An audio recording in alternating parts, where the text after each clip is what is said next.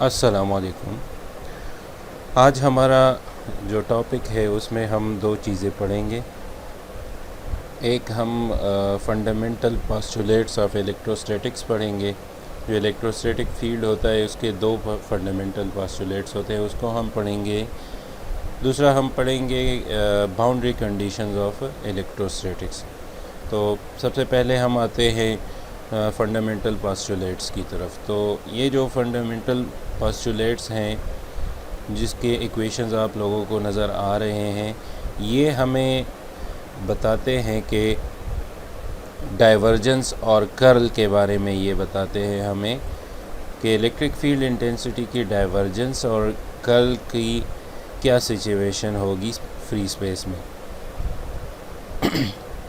ये जो पहला पोस्टुलेट है वो है del dot E is equal to rho we divided by epsilon naught. मतलब किसी इलेक्ट्रिक फील्ड का डाइवर्जेंस जो है वो हम अगर फाइंड करें तो वो volume charge density divided by permittivity के इक्वल होता है। इसके मदद से हम ये बता सकते हैं कि ये इलेक्ट्रोस्टैटिक फील्ड है कि नहीं। मतलब अगर हमें कोई फील्ड गिवन हो और हम उसका डाइवर्जेंस फाइंड करें और वो इसके इक्वल आ जाए, charge density divided by permittivity के इक्वल आ जाए, तो हम ये कह सकते हैं कि ये एक इलेक्ट्रोस्टैटिक फील्ड है। अदरवाइज़ वो इलेक्ट्रोस्टैटिक फील्ड नहीं होगा।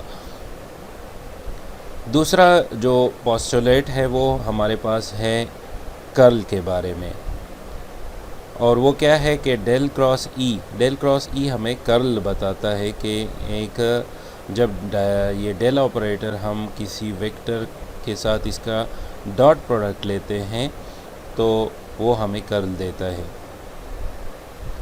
तो यहाँ पे del cross E is equal to zero. इसका मतलब ये है कि इलेक्ट्रोस्टैटिक फील्ड अगर हमें गिवन हो और अगर हम उसका कर्ल फाइंड करें तो उसका कर्ल ज़ीरो आएगा। मतलब ये इररोटेशनल होगा इलेक्ट्रोस्टैटिक फील्ड, उसमें कोई रोटेशन नहीं होगी, सर्कुलेशन नहीं होगी। अब यहाँ पे ये जो रो वी है ये हमारे पास क्या है, volume charge density in free space है, और ये जो एप्सिलॉन नॉट है ये परमिटिविटी ऑफ फ्री स्पेस है, जिसकी वैल्यू हमारे पास होती है 10 power minus 9 divided by 36.5 farad पर मीटर में। तो ये दोनों पोस्टुलेट्स हमें डाइवर्जेंस और कर्ल के बारे में इंफॉर्मेशन देते हैं, और इन इंफॉर्मेशन की बेसिस पे हम कह सकते हैं कि ये इलेक्ट्रोस्टैटिक फील्ड है कि नहीं।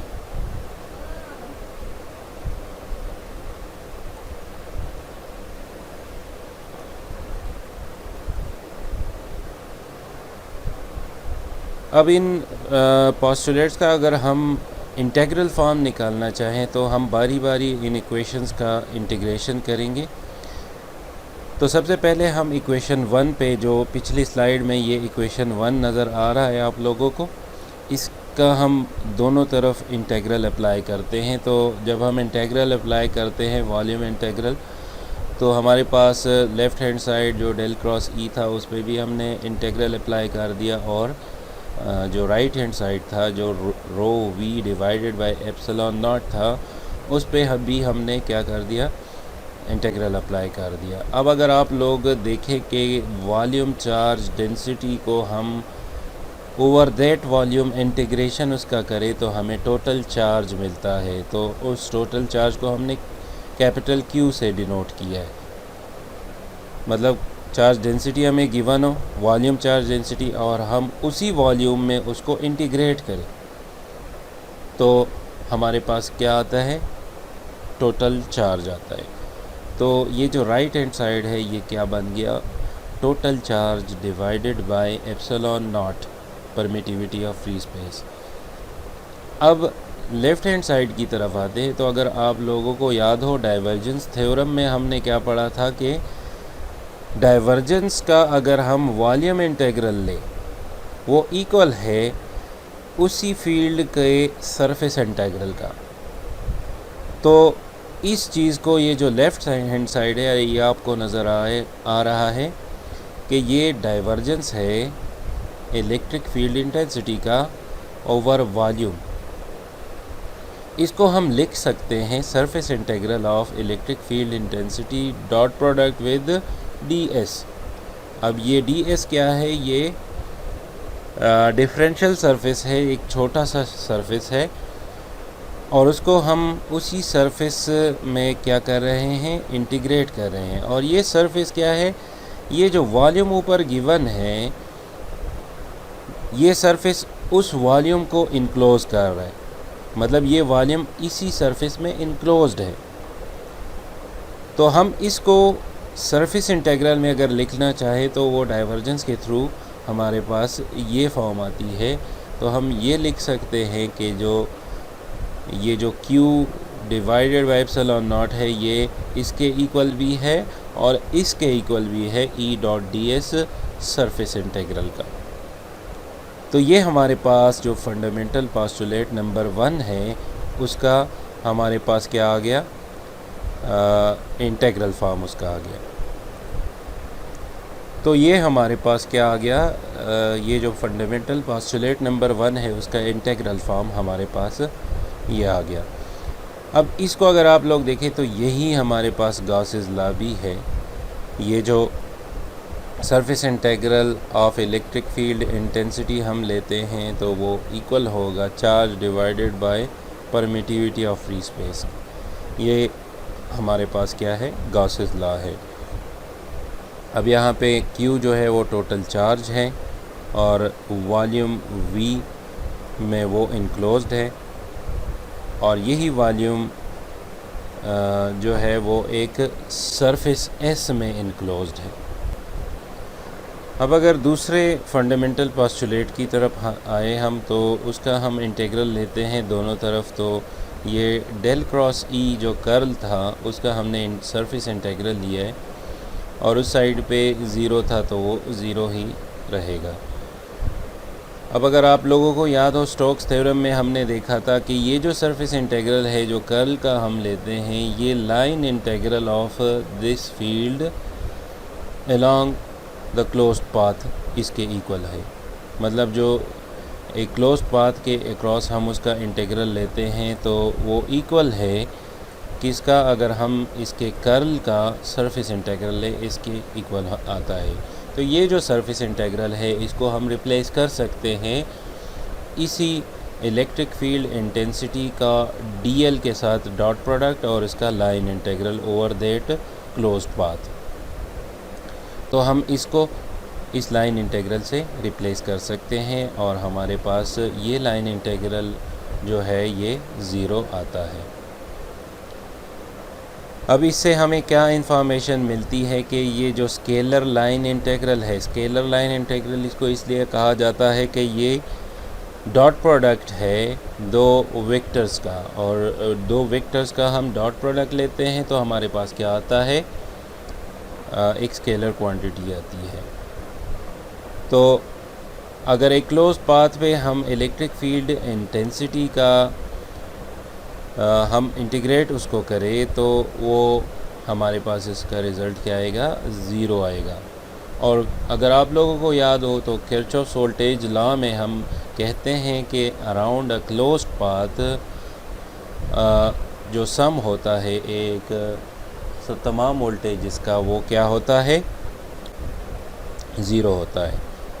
तो हम कह सकते हैं कि यहाँ पे ये जो E डॉट dl का इंटीग्रल है, ये हमारे पास क्या है? एक वोल्टेज है। तो इस वाले पोस्टुलेट से हमें, जब हम इसको इंटीग्रेट करते हैं तो ये किरचॉफ लॉ जो है वो हमें अचीव होता है। और दूसरे पोस्टुलेट से हमें कौन सा लॉ था? गॉसेस लॉ जो है वो हमें अचीव हुआ था। ये समरी है, इस टेबल में गिवन है जो fundamental postulates of electrostatic field है, वो हमें डिफरेंशियल फॉर्म में भी गिवन है। डिफरेंशियल फॉर्म वही है जो हमने पहली स्लाइड में देखा था। ये जो डेल ऑपरेटर है, इसकी वैल्यू आप लोगों को पता है कि ये डिफरेंशिएशन के फॉर्म में होती है। तो del dot E is equal to rho we divided by epsilon naught del cross E is equal to zero. ये दो फंडामेंटल पोस्टुलेट्स हैं जो डिफरेंशियल फॉर्म में इधर गिवन है, और ये इन्हीं पोस्टुलेट्स का हमें इंटीग्रल फॉर्म गिवन है कि जिसको हमने प्रूफ भी किया कि ये जो surface integral E dot D S is equal to q divided by epsilon naught, और जो हमारे पास around a close path integral है ई का, E dot D L is equal to zero. तो ये हमारे पास इन दोनों के इंटीग्रल और डिफरेंशियल फॉर्म गिवन है। अब आते हैं बाउंड्री कंडीशंस फॉर इलेक्ट्रोस्टैटिक्स की तरफ। तो बाउंड्री कंडीशंस कौन से कंडीशंस होते हैं? अगर हमारे पास एक फील्ड हो जो कि दो डिफरेंट मीडिया में एग्जिस्ट करती हो, मतलब जो मीडियम्स हो, हमारे पास जो मीडियम है वो एक मीडियम ना हो, दो हो और दोनों डिफरेंट हो, मतलब एक की परमिटिविटी अलग हो, दूसरी की परमिटिविटी अलग हो। तो इस केस में जो इंटरफेस है इन दोनों के मीडियम का, मतलब जिधर ये दोनों मीडियम मिल रहे हैं उसके इंटरफेस पे इस इलेक्ट्रोस्टैटिक फील्ड को कुछ कंडीशंस मीट करने हैं। मतलब जो कंडीशंस है ये बाउंड्री कंडीशंस, वो इलेक्ट्रोस्टैटिक फील्ड इन बाउंड्री कंडीशंस को फॉलो करेगी। तो उन कंडीशंस को जो ये इलेक्ट्रोस्टैटिक फील्ड फॉलो करेगी उस इंटरफेस पे, उसको हम क्या कहते हैं? बाउंड्री कंडीशंस कहते हैं।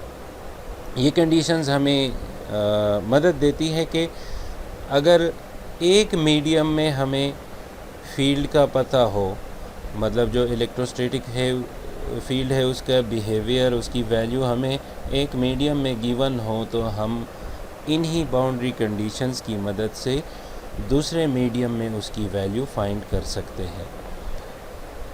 हम इसमें 3 केसेस पढ़ेंगे। एक जो पहला हमारे पास दो मीडियम है, वो दो डिफरेंट मीडियम है और उसके डाइलेक्ट्रिक में जो है वो डिफरेंट है। डाइलेक्ट्रिक डिफरेंट होने का मतलब ये है कि उसकी जो परमिटिविटी है, एक की परमिटिविटी ER1, दूसरी की परमिटिविटी हमारे पास ER2 है, मतलब डिफरेंट डाइलेक्ट्रिक मीडियम्स है। दूसरा केस हम ये पढ़ेंगे कि कंडक्टर और डाइलेक्ट्रिक के दरमियान जो इन दोनों का इंटरफेस होगा, और तीसरा केस हम पढ़ेंगे कंडक्टर और फ्री स्पेस, मतलब फ्री स्पेस एक मीडियम हो गया और दूसरा मीडियम हमारे पास कंडक्टर हुआ।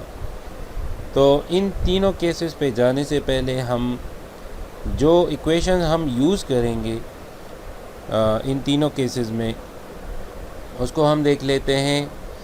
बाउंड्री कंडीशंस निकालने के लिए हम ये वाले इक्वेशन यूज़ करेंगे, E dot D L is equal to zero. इसका इंटीग्रल अगर हम अराउंड अ क्लोज पाथ लें तो ये ज़ीरो की इक्वल आता है, और यही हमने पिछले स्लाइड्स में देखा कि ये हमारे पास जो फंडामेंटल पोस्टुलेट नंबर 2 है उसका इंटीग्रल फॉर्म यही था। दूसरा हम फंडामेंटल पोस्टुलेट नंबर 1 का जो इंटीग्रल फॉर्म है उसको यूज़ करेंगे। अगर आप लोग देखें इसमें, तो ये जो फंडामेंटल पोस्टुलेट नंबर 1 का इंटीग्रल फॉर्म था वो surface integral of E dot D S था, जो कि इक्वल था Q divided by epsilon not के। अगर हम इसमें एक तो हम ये वाले इक्वेशन यूज़ करेंगे, इससे अब एक और इक्वेशन हम निकालते हैं जो यूज़ होगा बाउंड्री कंडीशन निकालने में। तो उसके लिए हमने क्या किया कि ये जो एप्सिलॉन नॉट है इसको हम क्या कर रहे हैं, मल्टीप्लाई कर रहे हैं दोनों साइड्स पे। तो यहाँ पे ये कैंसिल हो जाएगा, यहाँ पे डिवीज़न में भी एप्सिलॉन नॉट है, और यहाँ पे ये क्या रह जाएगा, एप्सिलॉन नॉट, और जो सरफेस इंटीग्रल है ई डॉट डी एस का वो इक्वल हो जाएगा क्यू के। अब आप लोगों को पता होगा कि जो इलेक्ट्रिक फ्लक्स डेंसिटी है जिसको हम डी से डिनोट करते हैं, तो फ्लक्स डेंसिटी हमारे पास एप्सिलॉन नॉट इंटू ई के इक्वल होता है। तो यहाँ पे ये जो प्रोडक्ट है एप्सिलॉन नॉट और ई का, ये इक्वल हो जाएगा किस चीज़ के, डी के। D dot D S is equal to Q. तो हम ये भी कह सकते हैं कि जो फ्लक्स डेंसिटी का हम सरफेस इंटीग्रल लें तो वो भी टोटल चार्ज के इक्वल होता है। तो एक ये वाला इक्वेशन हम यूज़ करेंगे, एक ये वाला इक्वेशन हम यूज़ करेंगे और एक ये वाला, दो फंडामेंटल पोस्टुलेट के इंटीग्रल फॉर्म और एक ये वाला इक्वेशन हम बाउंड्री कंडीशन को डिटरमिन करने के लिए यूज़ करेंगे। जो तीसरी इक्वेशन हम यूज़ करेंगे वो सिंपल सी है कि जो इलेक्ट्रिक फील्ड इंटेंसिटी है जो हम ई से डिनोट करते हैं, उसका हम डिकम्पोजिशन जो है वो दो ऑर्थोगोनल कंपोनेंट्स में करेंगे। और वो एक होता है टेंजेंशियल कंपोनेंट और दूसरा हमारे पास क्या होता है, नॉर्मल कंपोनेंट। तो इसका हम क्या करेंगे, मतलब हमारे पास ये जो वेक्टर ई गिवन है, हमारे पास ये ई गिवन है, इसके हम दो कंपोनेंट्स बनाएंगे और वही कंपोनेंट जो रेक्टेंगुलर कंपोनेंट होते हैं, जिसका एक कॉस के साथ होता है, एक साइन के साथ होता है। तो ये हमारे पास क्या है, इसका दो जो कंपोनेंट है ये ई एन जो नॉर्मल कंपोनेंट है, और ये हमारे पास क्या है, ये ई टी है जो टेंजेंशियल कंपोनेंट कहलाता है। तो रेक्टेंगुलर कंपोनेंट आप लोगों ने पढ़े होंगे, जो यहाँ पे साइन के साथ आता है वो हमारे पास नॉर्मल कंपोनेंट होता है, और जो कॉस के साथ आता है वो टेंजेंशियल कंपोनेंट होता है। तो इलेक्ट्रिक फील्ड इंटेंसिटी को हम डिकम्पोज करेंगे दो ऑर्थोगोनल कंपोनेंट, एक टेंजेंशियल कंपोनेंट में और दूसरा नॉर्मल कंपोनेंट में, और इन दोनों का सम जो होगा वो हमारे पास क्या आएगा, इलेक्ट्रिक फील्ड इंटेंसिटी, मतलब जो इलेक्ट्रिक फील्ड होगा वो इसका सम आएगा। इसी तरह हम जो इलेक्ट्रिक फ्लक्स डेंसिटी है डी, उसके भी दो कंपोनेंट्स बनाएंगे और वो भी इसी तरह होंगे, एक टेंजेंशियल कंपोनेंट होगा और दूसरा हमारे पास नॉर्मल कंपोनेंट होगा। मतलब हम इसको डी को भी इस तरह लिखेंगे कि डी जो हमारे पास होगा उसका एक टेंजेंशियल कंपोनेंट आएगा और दूसरा हमारे पास उसका क्या आएगा, ये इसका नॉर्मल कंपोनेंट आएगा। अब हम आते हैं जो पहला केस था हमारा कि जिसमें दोनों मीडियम दो डिफरेंट डाइलेक्ट्रिक्स हों और उसके इंटरफेस पे हम बाउंड्री कंडीशन को स्टडी करेंगे। तो इस फिगर में आप लोगों को नज़र आ रहा है जो डार्कर पोर्शन है वो एक मीडियम है और जो लाइटली डार्क है वो दूसरा मीडियम है। इस मीडियम में भी फील्ड एग्जिस्ट करती है और इस मीडियम में भी फील्ड एग्जिस्ट करती है। इस मीडियम के फील्ड को हमने E1 कह दिया जो डार्कर है हमारे पास, और जो लाइटली डार्क है उसको हमने E2 कह दिया।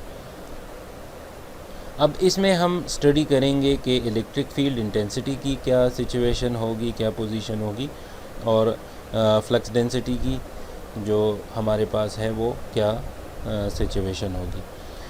तो इसको स्टडी करने के लिए हम क्या करते हैं कि ये सबसे पहले तो हम इन दोनों को, ये जो E1 है जो इधर नज़र आ रहा है, इसको हम दो कंपोनेंट में डिकम्पोज करेंगे और वो दो कंपोनेंट क्या होंगे, E1 को हमने डिकम्पोज किया है टेंजेंशियल कंपोनेंट 1 में और नॉर्मल कंपोनेंट 1 में।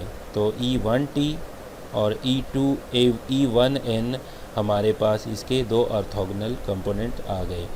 ये हमारे पास क्या है, ये जो बेस पे है ये हमारे पास E1T है, और ये जो है जो ऊपर की तरफ जा रहा है ये E1N है, नॉर्मल कंपोनेंट है। इसी तरह हमारे पास E2 को हमने दो कंपोनेंट में डिकम्पोज किया है, एक नॉर्मल कंपोनेंट है E2N ये वाला, और ये वाला जो है E2T है। हम जो पहला इक्वेशन है जिसको हमने देखा था पिछली स्लाइड में, E.dl का इंटीग्रल एक क्लोज पाथ के साथ हम लेते हैं तो वो ज़ीरो की इक्वल आते हैं। इस कंडीशन को हम अप्लाई करते हैं, हम एक क्लोज पाथ लेते हैं इसमें, और आप लोगों को नज़र आ रहा है ये इसका A वर्टेक्स है, B है, और ये C और ये D। तो हम इसका इंटीग्रेशन करेंगे A B C D A इस क्लोज पाथ पे हम इस फील्ड को इंटीग्रेट करेंगे और इसको ज़ीरो के इक्वल लेंगे। तो इसका इंटीग्रेशन देख लेते हैं। यहाँ पे आप लोग देखें कि यहाँ पे ये जो हाइट है इसकी, इस क्लोज पाथ की, जो हमारे पास क्या बन रहा है, हाइट बन रही है वो डेल्टा एच है, और जो विड्थ बन रही है वो हमारे पास क्या है, डेल्टा डब्ल्यू हम इसको लेते हैं। तो ए टू बी जब हम आते हैं इस डायरेक्शन में, तो हमारे पास क्या है, इस डेल्टा डब्ल्यू के साथ हमारे पास ये जो E1T है ये पैरेलल है इस डेल्टा डब्ल्यू के साथ, और जो हमारे पास E1N है वो इसके परपेंडिकुलर बन रहा है, तो इन दोनों का डॉट प्रोडक्ट हमारे पास ज़ीरो आएगा। तो हमारे पास सिर्फ इस A टू B में हमारे पास सिर्फ E1T मल्टीप्लाई होगा डेल्टा डब्ल्यू के साथ जब हम A से B की तरफ आएंगे इस वाली लाइन पे। अब अगर आप लोग B टू C आए इस डायरेक्शन में, तो ये डेल्टा H के अलॉन्ग है। अब डेल्टा H जो है वो हाफ एक मीडियम में है और हाफ दूसरे मीडियम में है। तो डेल्टा H/2 जो है वो डार्कर मीडियम में हो गया, डेल्टा H/2 लाइटर मीडियम में हो गया। अब ये हमारे पास जो डेल्टा H है, हम इंटीग्रेशन कर रहे हैं किस सिमत में, डाउनवर्ड आ रहे हैं, B से C की तरफ आ रहे हैं, और जो हमारे पास नॉर्मल की डायरेक्शन है E1N की वो अपवर्ड है। तो दोनों के अपोजिट डायरेक्शन है और इंटीग्रेशन हम डाउनवर्ड ले रहे हैं, तो यहाँ पे माइनस साइन आ जाएगा, माइनस साइन आ गया। अब जो डार्कर मीडियम है उसमें हमारे पास डेल्टा H/2 से मल्टीप्लाई होगा E1N, और जो लाइटर है उसमें डेल्टा H/2 से मल्टीप्लाई होगा E2N। E2N की डायरेक्शन भी हमारे पास क्या है, वो भी अपवर्ड है, और इंटीग्रेशन हम डाउनवर्ड कर रहे हैं, तो इसके साथ भी माइनस साइन आ रहा है। अब आते हैं C से D की तरफ इस वाले डायरेक्शन में। जब हम इस डायरेक्शन में आएंगे तो हमारे पास जो टेंजेंशियल कंपोनेंट है E2T, इसकी डायरेक्शन इस सिमत में है, अपोजिट ऑफ द इंटीग्रेशन है, तो इसके साथ भी हमारे पास क्या आ गया, ये माइनस साइन आ गया। तो E2T डेल डब्ल्यू के साथ मल्टीप्लाई हो रहा है। टेंजेंशियल कंपोनेंट जो है वो डेल डब्ल्यू के साथ मल्टीप्लाई होंगे, और जो नॉर्मल कंपोनेंट होंगे वो डेल्टा H के साथ मल्टीप्लाई होंगे। और इसकी रीज़न क्या है कि ये दोनों कंपोनेंट जो है एक दूसरे के परपेंडिकुलर है, और हमारे पास जो डेल डब्ल्यू और डेल H है वो भी परपेंडिकुलर है। तो जो डेल H है वो टेंजेंशियल के परपेंडिकुलर आता है, तो उन दोनों का डॉट प्रोडक्ट जो है हमारे पास ज़ीरो आता है।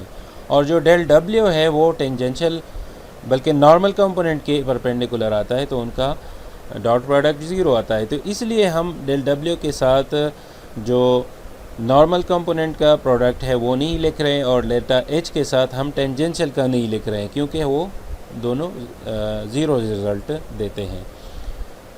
अब आते हैं जब हम D से A की तरफ आते हैं, तो वहाँ पर भी हमारे पास जो डेल्टा H है वो दो पार्ट्स में डिवाइड हो रहा है। डेल्टा H/2 ऊपर है, डेल्टा H/2 नीचे है।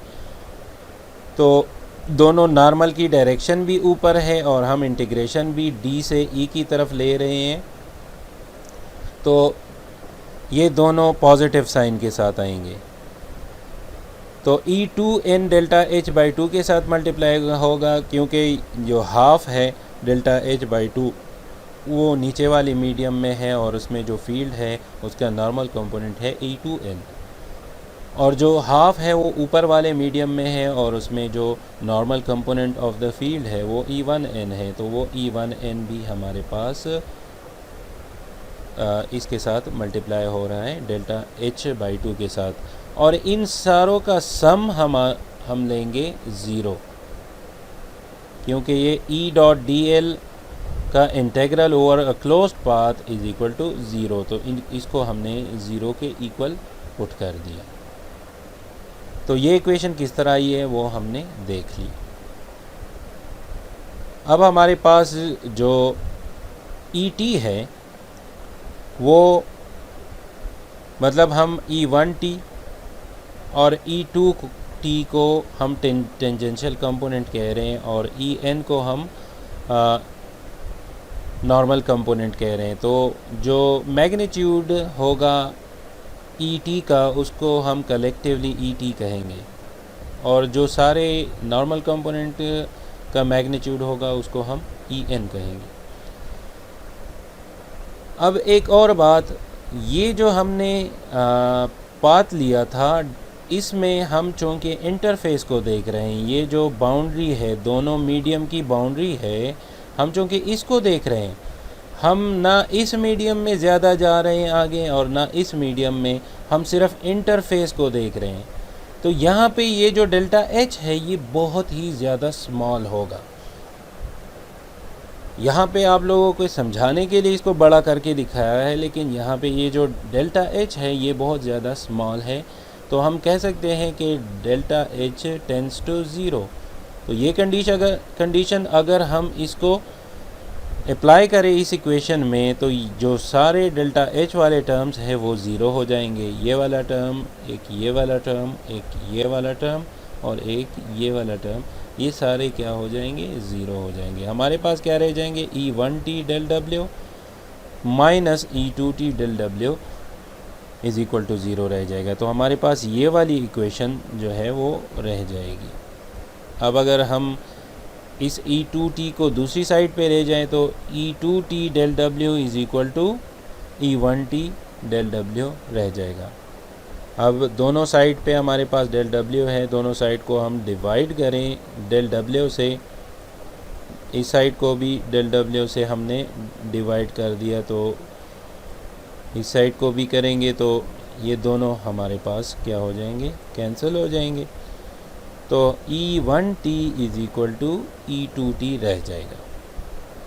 अब इससे हमें क्या पता चलती है कि ये जो E1t है वो इक्वल है E2t के, मतलब जो टेंजेंशियल कंपोनेंट है E1 का, E1 क्या था, मीडियम 1 में इलेक्ट्रिक फील्ड की जो वैल्यू थी उसका टेंजेंशियल कंपोनेंट। E2t क्या है, जो मीडियम 2 में हमारे पास क्या है, इलेक्ट्रिक फील्ड का टेंजेंशियल कंपोनेंट।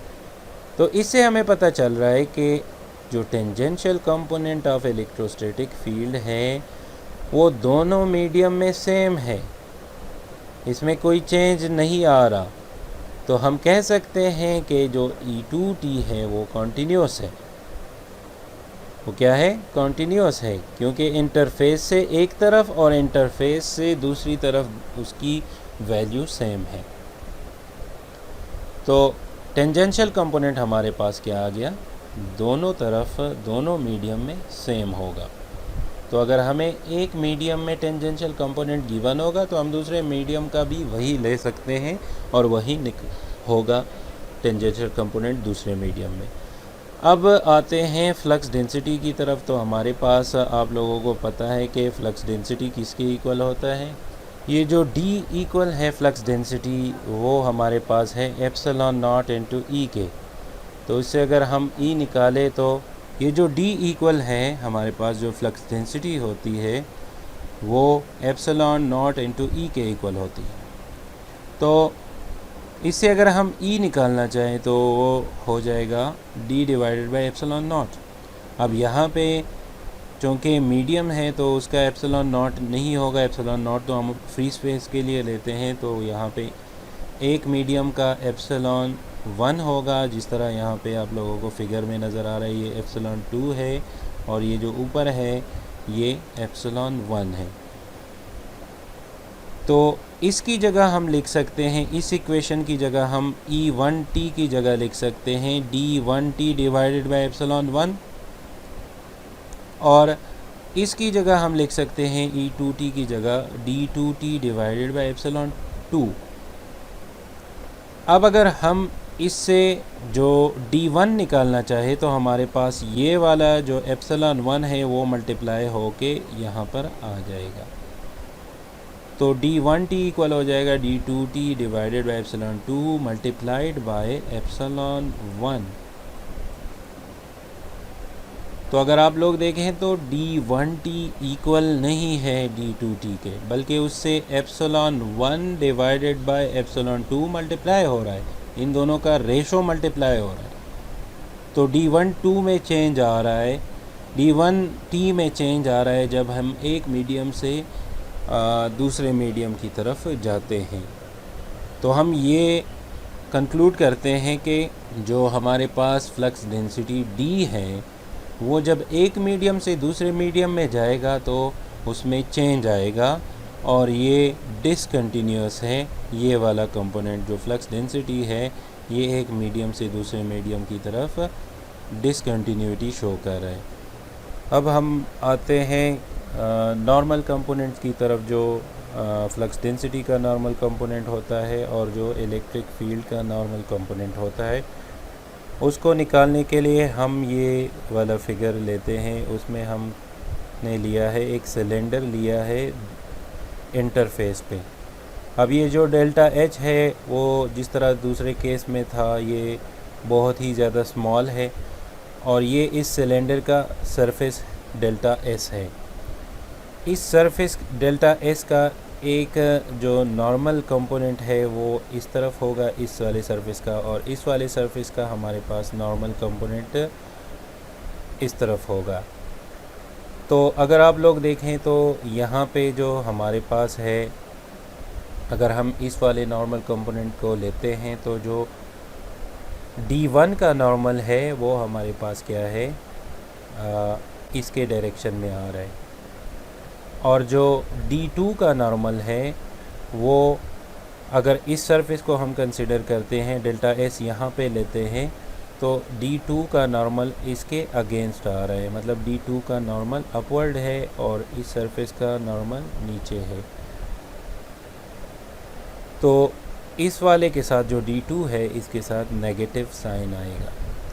तो अगर हम इस वाले इक्वेशन को अप्लाई करें, del D dot D S को इंटीग्रेट करें, एक सरफेस इंटीग्रल इसका ले, तो वो किसके इक्वल आता है, टोटल चार्ज के। तो हमारे पास जो डेल क्यू आएगा वो rho S del S is equal to D1s delta S minus D2s delta S के इक्वल आएगा। ये वो इंटीग्रेशन है सरफेस इंटीग्रल जो यहाँ पे लेफ़्ट हैंड साइड में है, और इसका राइट हैंड साइड हमारे पास डेल्टा क्यू जो चार्ज डेंसिटी इनटू सरफेस के इक्वल है। अब अगर इससे हम कॉमन ले ले डेल्टा एस को, तो डेल्टा एस कॉमन आ गया, D1n और D2n ब्रैकेट्स में रह गया। तो दोनों साइड पे हमारे पास ये जो डेल्टा एस है ये कैंसिल हो जाएगा, तो हमारे पास रह जाएगा D1s minus D2s is equal to delta S rho S. अब ये रो एस हमारे पास क्या है, ये हमने इस इंटरफेस पे कुछ जो चार्ज डेंसिटी है वो ली है, जो हमने डिलिबरेटली यहाँ पे चार्ज डेंसिटी अप्लाई की है। अब अगर ये यहाँ पे इंटरफेस पे चार्ज डेंसिटी ना हो तो उस केस में हमारे पास जो रो एस है वो ज़ीरो हो जाएगा, और हमारे पास ये जो D1n है वो इक्वल हो जाएगा D2n के। तो हम ये कह सकते हैं कि जो D1n है, जो normal component of flux density है, वो चेंज नहीं हो रहा अगर हम एक मीडियम से जा रहे हैं दूसरे मीडियम में, तो वो चेंज नहीं हो रहा। तो फ्लक्स डेंसिटी के नॉर्मल कंपोनेंट्स जो है वो कंटिन्यूस है जब हम एक मीडियम से दूसरे मीडियम की तरफ जाते हैं। अब अगर इसी से हम इलेक्ट्रिक फील्ड के कंपोनेंट निकाले नॉर्मल कंपोनेंट, तो D हमारे पास एप्सिलॉन इनटू E आता है, तो एप्सिलॉन 1 E1n D1n की जगह लग गया, और ये जो एप्सिलॉन 2 E2n है ये हमारे पास क्या आ गया, इसके D2n की जगह आ गया।